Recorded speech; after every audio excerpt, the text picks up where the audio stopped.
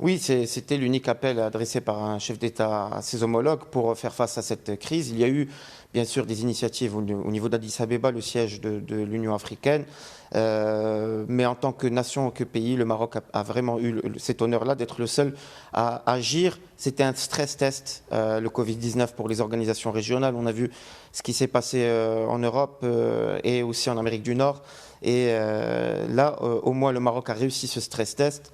De montrer qu'un pays membre pouvait et à la fois s'occuper, un pays membre d'une organisation régionale, notamment ici l'Union africaine, pouvait et à la fois s'occuper de sa crise interne, mais ne pas oublier aussi les voisins avec lesquels on construit aussi un destin, d'une certaine manière, un destin commun.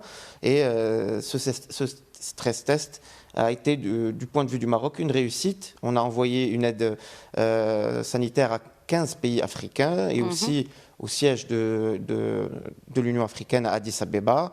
Et la réception de cette aide a montré aussi un enthousiasme face à cette initiative. Mais ce n'est qu'une étape, qu'une facette de l'initiative de cet appel lancé le 13 avril dernier par Sa Majesté, à travers ce coup de fil avec le président sénégalais Macky Sall et le président ivoirien Alassane Ouattara. Et cet échange voilà.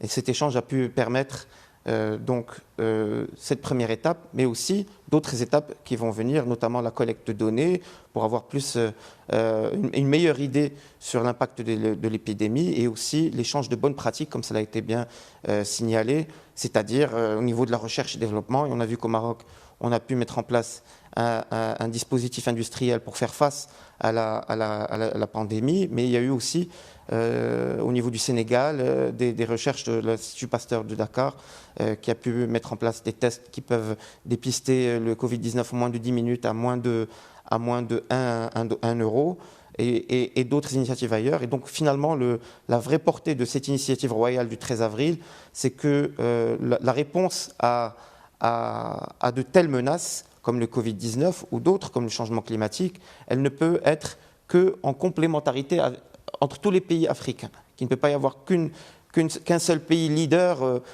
qu'il faut absolument, au contraire, que cette coopération sud-sud puisse clairement se montrer à travers la solidarité entre les dirigeants et les États africains pour faire face à ce type de menaces. Et donc c'est une réponse complémentaire.